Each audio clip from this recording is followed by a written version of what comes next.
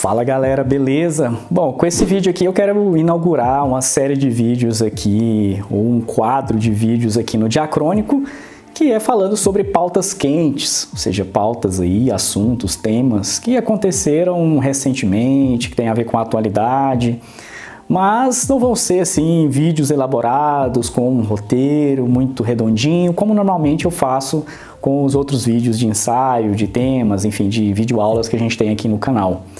Então, assim, claro, vai ter alguma organização, vai ter algum planejamento, mas não vai ser aquele planejamento bem especificado, bem restrito, que normalmente a gente costuma aplicar aqui no Diacrônico. E para a gente inaugurar, hoje eu vou falar sobre Trump, sobre Donald Trump. O que eu tenho para dizer sobre o presidente dos Estados Unidos? Bora lá!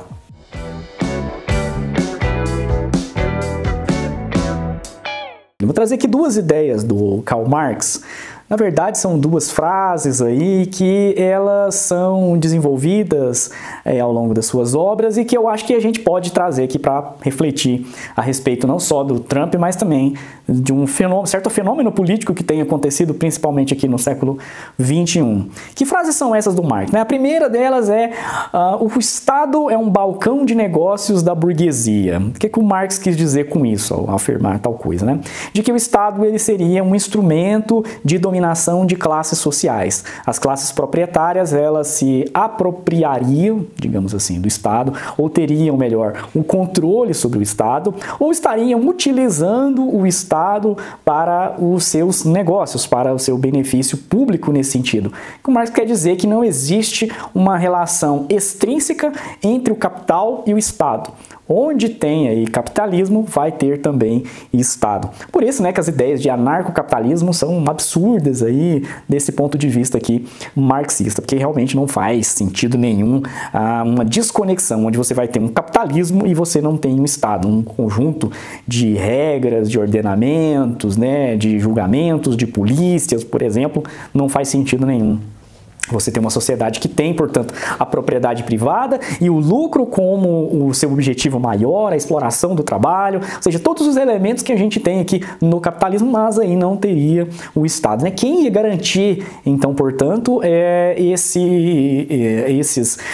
a continuidade da propriedade privada, da exploração sobre o trabalho, do lucro, enfim, desse modelo produtivo? Quem garantiria, se não é o próprio Estado que faz isso, que legitima isso, através não só das leis, das instituições, até mesmo de ensino, instituições aí de reprodução ideológica da sua cultura, mas também através de instituições de repressão, dos braços armados aí das polícias, dos exércitos. Quem faria isso? Então, se a gente fosse pensar assim numa dispensa completa, nesse corte da relação entre capital e o Estado, quem tinha que fazer a segurança dessa forma aí ia ser o próprio, pelo menos se fosse só a segurança, dispensando essas outras instituições, teria que ser iniciativa privada. E o que redundaria nisso? Redundaria que, e a gente ia formar um outro Estado, basicamente isso, porque uma hora ia acontecer uma associação entre essas várias empresas, grandes empresas aqui da iniciativa privada, e aí a gente ia cair de novo no Estado, ou seja, então é um pensamento que acaba circular, ele se encontra como ele próprio, então não faria sentido nenhum. Então o que o Marx quer dizer nessa frase aqui que a burguesia ela tem no Estado seu balcão de negócios, é que existe, portanto, uma intermediação. A burguesia e Estado não são a mesma coisa. Existe uma intermediação aqui. Por quê? Porque o Estado ele serve também como garantia dos interesses da burguesia, mas não só isso. É também um espaço de disputa, Então, assim, os pobres, os trabalhadores, as classes que não são dominantes, que não são proprietárias, vão também tentar disputar, se apropriar dessa legitimidade aqui constituída pelo Estado, ou seja, tentando garantir direitos para si, tentando garantir migalhas aí para sobreviver nesse mundo. Ou seja, então essa ideia do Marx, ela pressupõe uma intermediação, não coloca simplesmente uma relação direta, vinculado de forma sem ter intermediários, vamos colocar assim, na falta de uma ideia melhor, entre a burguesia e o Estado, portanto, não são a mesma coisa. Uma outra ideia, uma outra noção aí que aparece no Marx, que a gente vai trazer aqui para nosso papo aqui de hoje, é quando, lá no seu livro do 18 de Brumário, de Luiz Bonaparte, ele vai escrever que quando a situação aperta, quando existe esse grau de disputa maior pelo controle do Estado, enfim, de direitos, enfim, de elementos, de aspectos que vão agradar, que vão servir, que vão atender aos interesses das classes trabalhadoras, das classes mais baixas. Quando existe isso, ou quando existe uma crise da democracia parlamentar, né, representativa, uma crise dessa democracia burguesa, da forma do parlamentarismo, aí o que acontece? A burguesia para de falar de liberdade, para de falar de assegurar os direitos e aposta todas as suas fichas e defende, né, e encampa autoritarismos, muitas vezes, por exemplo, através de ditaduras. Generais que ascendem ao poder, e que o Marx estava descrevendo era justamente ali o 18 Brumário de Luiz Bonaparte, né, era sobre realmente o Luiz Bonaparte, tanto numa situação no final aí da Revolução Francesa, com o Bonaparte mais famosão, como também o sobrinho do Napoleão Bonaparte, aí, antes da Terceira República, ali, na Segunda República, na verdade, onde, de novo, a burguesia vai apostar todas as suas fichas, vai conceder, né, todo o seu apoio, aí, digamos assim, a um projeto autoritário de governo. E aí já não tem mais democracia, não tem mais nada, porque essa vira apenas aí uma conversa, um discurso jogado ao vento.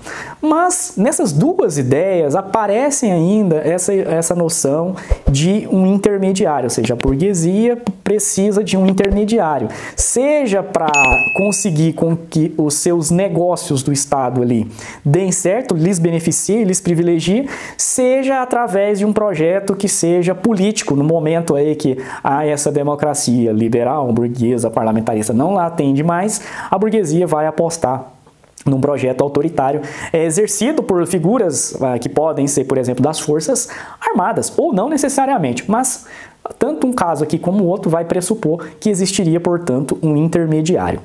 Essa volta toda, esse preâmbulo todo, é para a gente poder chegar finalmente aqui no Trump. O que é o Trump para mim, né? O que é o Trump aí, não só ele, como outros líderes aí da extrema-direita no século XXI? É o fim, a quebra, o cabo do que seria esses intermediários. É a própria burguesia agora exercendo o poder de forma política, de forma econômica, de forma autoritária, fazendo valer os seus interesses. É um projeto, sem dúvida, de radicalização do neoliberalismo que a gente vê com o Trump. E porque, às vezes, a gente olha, né, o neoliberalismo como se fosse um novo liberalismo, né, como se fosse aí um novo fôlego do liberalismo lá, do Adam Smith, do John Locke, John Stuart Mill, né? Não é exatamente isso. Percebe-se que o Estado, a defesa do Estado mínimo, ele é apenas para os pobres. Estado mínimo para os pobres. Para os projetos, então, que, por exemplo, visariam atender as classes trabalhadoras, as classes minoritárias, o dinheiro, o orçamento público sendo gastos com essas classes trabalhadoras.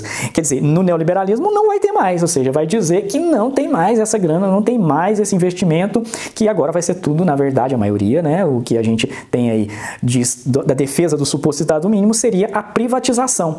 Mas a privatização desses serviços prestados pelo Estado, né, por escolas, por hospitais, como por exemplo já acontece nos Estados Unidos, e transportes, bancos, moradia, tudo que for pensar aí no corpo que pode ser prestado de serviço pelo Estado para a população mais pobre, no neoliberalismo isso é pouco a pouco, paulatinamente sendo retirado. Só que não significa que a mão invisível do mercado vai atuar e deixa as empresas acontecer naturalmente. Se der alguma crise, se der algum problema e quebrar, problema de quem quebrou, problema da empresa que quebrou. Não. O Estado no neoliberalismo ele é utilizado para salvar empresas privadas. Ele vai ajudar o mercado, ele vai favorecer ao mercado. Então não é Estado mínimo, é Estado máximo, mas Estado máximo para os ricos, porque aí a gente vê uma caralhada de subsídios que o Estado concede para a iniciativa privada, através de empréstimos, através de juros baixos para quem pega dinheiro emprestado de bancos públicos, por exemplo, através de isenções fiscais e uma série de vantagens para as empresas privadas. Ao mesmo tempo, você tem um reforço nas instituições de segurança do Estado, porque, óbvio, essas instituições de segurança do Estado, elas visam principalmente defender a propriedade privada. Então, as polícias, os presídios, o exército vão atuar nesse sentido. Eles vão ser reforçados, eles vão ser aplaudidos, vão ser aclamados, porque vai ter mais investimento nessas forças de segurança, justamente porque você cria ali um Estado, praticamente um Estado policial. Por isso que parece um pouco com fascismo. Eu acho que não é fascismo, não tem nem por que dizer que é a mesma coisa que fascismo, são conceitos diferentes, mas isso não significa que ele seja menos grave, né? Essa radicalização do que a gente tem do neoliberalismo. Para mim, o Trump é isso, é o fim dos intermediários, né? A burguesia agora não precisa mais ter alguém para o qual ela vai ali depositar a sua confiança, o seu garoto de negócios, né? Não vai ter o político, por exemplo, ali, que ele não é um burguês, que ele é um representante, mas a gente sabe que no final das contas, ele vai votar e vai decidir projetos que vão favorecer a burguesia.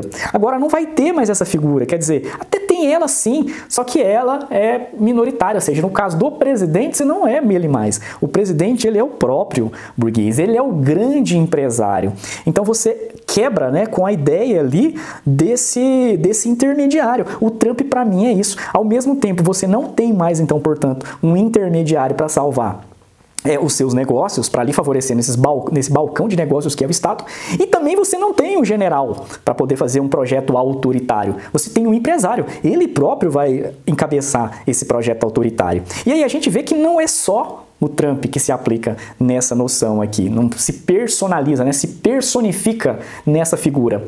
O Zema, aqui em Minas Gerais, o governador de Minas Gerais, para mim também é a personificação disso. Um empresário, um grande empresário aí, vai ver quanto que o patrimônio desse cara aumentou, né? E aí, claro, esses governos, tanto do Trump como de outros líderes da extrema-direita aí, que tem essa cara, que tem essa persona, que tem essa matiz, essa máscara, vão se aproveitar de fragilidades e de crises que o capitalismo não consegue resolver. Então, no momento, por exemplo, aí, que há mais e mais demandas para as classes minoritárias, para os grupos minoritários, excluídos, subalternizados, né, reivindicação de direitos para os negros, para as mulheres, para a população LGBT, para uma série de grupos minoritários que sofreram, né, que sofrem a dominação e a opressão.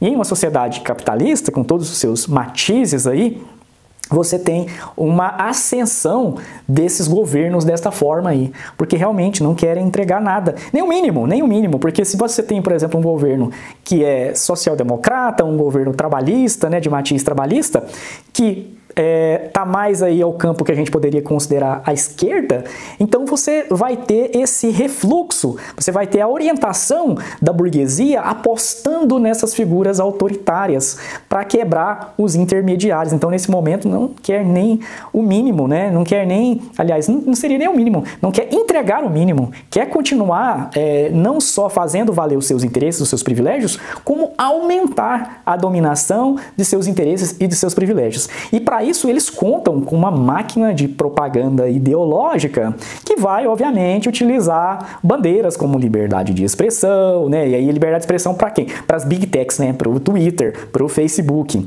Não é liberdade de expressão para os indivíduos, para os grupos, para as manifestações, para os sindicatos, não. Aí nesse caso aí a gente não tem liberdade de expressão para poder fazer manifestação, para poder fazer greve, para poder fazer passeata, porque quando existe isso, quando essas manifestações ocorrem e elas reivindicam direitos ou tentam impedir a perda, né, na verdade, de direitos, aí você tem as forças policiais, né, você tem as forças de segurança muito bem organizadas, muito bem coordenadas para poder fazer essa repressão.